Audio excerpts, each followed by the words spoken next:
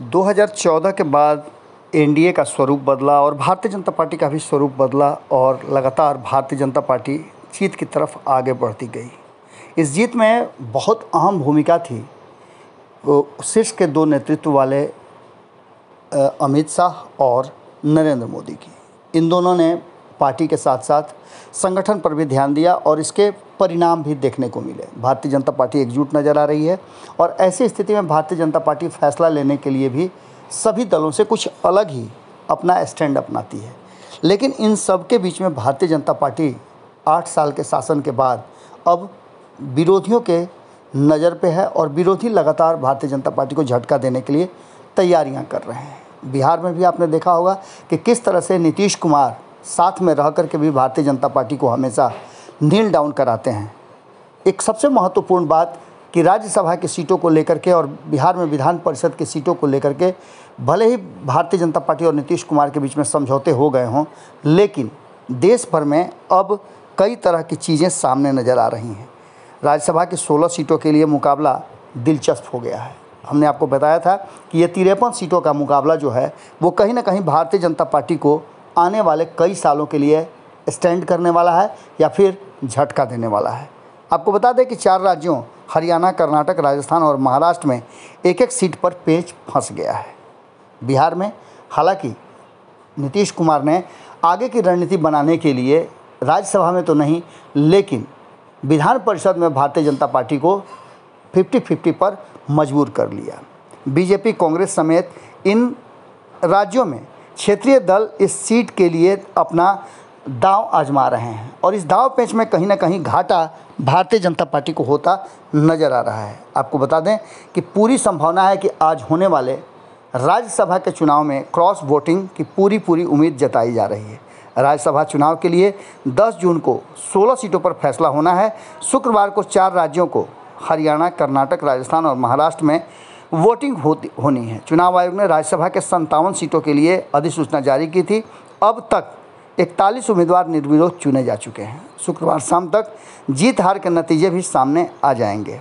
अब तक निर्विरोध जीतने वाले 14 बीजेपी के हैं और पी चिदम्बरम समेत कांग्रेस के 4 कैंडिडेट भी निर्विरोध चुने गए हैं। आंध्र प्रदेश की 4 सीटों पर वाईएसआर कांग्रेस ने कब्जा जमाया है। वहीं तमिलनाडु के डीएमके और उड़ीसा के बीजेडी के खाते में 3-3 सीटें आई हैं। आम आदमी पार्टी, राजद, तेलंगाना राष्ट्र समिति, अन्ना द्रमुक के हिस्से में 2-2 सीटें आई हैं जो कि निर्विरोध चुने गए हैं। वहीं झामुमो, जदयू, सपा और रालोद के खाते में 1-1 सीटें आई हैं और निर्दलीय कपिल सिब्बल भी शामिल हैं जो कि जीते हैं। आपको पता है कि उत्तर प्रदेश में उन्हें अखिलेश का समर्थन प्राप्त था। अब महाराष्ट्र में कौन आएगा बीजेपी के पक्ष में और कौन नहीं आएगा, इसकी पूरी अब चर्चाएं शुरू हो गई हैं। आपको बता दें कि राज्यसभा के 6 सीटें और कैंडिडेट की कुल संख्या 7 है। वहां सत्तारूढ़ महाविकास आघाड़ी के 4 और भाजपा के 3 उम्मीदवार हैं। 18 साल बाद महाराष्ट्र में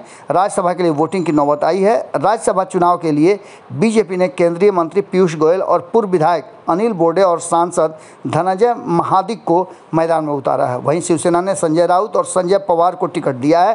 कांग्रेस की तरफ से इमरान प्रतापगढ़ी उम्मीदवार हैं, जबकि आपको बता दें कि एनसीपी ने प्रफुल्ल पटेल को फिर से एक बार मौका दिया है। आंकड़ों के मुताबिक अगर देखा जाए तो शिवसेना, नीतीश कुमार और भारतीय जनता पार्टी लंबे समय से सबसे पुराने साथियों में से एक हैं एनडीए के भीतर। लेकिन पहले शिवसेना अलग हुई, हालांकि इससे पहले नीतीश कुमार अलग हो चुके थे लेकिन वो दोबारा चले गए थे। अब शिवसेना नीतीश कुमार से भी ज़्यादा विरोधी बन गई है। 2013 में नीतीश कुमार विरोधी थे लेकिन वो 2017 में वापस चले गए थे, लेकिन शिवसेना ने पूरी तरह से भारतीय जनता पार्टी के विरुद्ध बिगुल फूंक दिया है। अब ऐसी स्थिति में देखने वाली बात यह होगी कि बीजेपी के 2 कैंडिडेट पीयूष गोयल और अनिल बोर्डे की जीत तो तय मानी जा रही है। शिवसेना के पास भी 1 सीट जीतने की गारंटी है और संजय राउत की जीत आसान मानी जा रही है।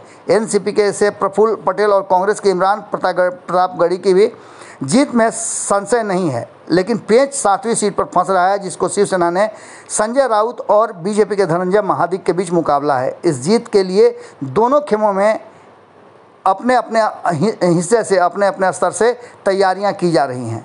आपको बता दें कि ये राज्यसभा का चुनाव आगे आने वाले राजनीति का दशा और दिशा तय करेगा।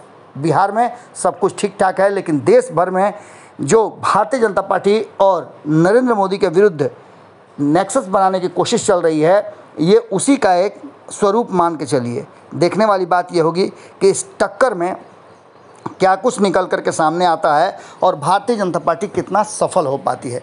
जुड़े रहिए भारत लाइव के साथ, खबरें लगातार जारी हैं। अगर ये वीडियो पसंद आई और वह बिहार के राजनीति और बिहारियत से सरोकार रखेनी तो सब्सक्राइब बटन दबा के चैनल के सब्सक्राइब कर ली। ओजे एगो घंटी बा, ओकरा बटन दबा देला से कुल सटीक और मारक खबर रुआ मुफ्त में मिल जाई। अगर रुआ पत्रकारिता के हमनी के नया प्रयोग में सहयोग कर चाहतानी तो ज्वाइन बटन दबा दी। पेटीएम नंबर नोट कर ली 9386816700। धन्यवाद।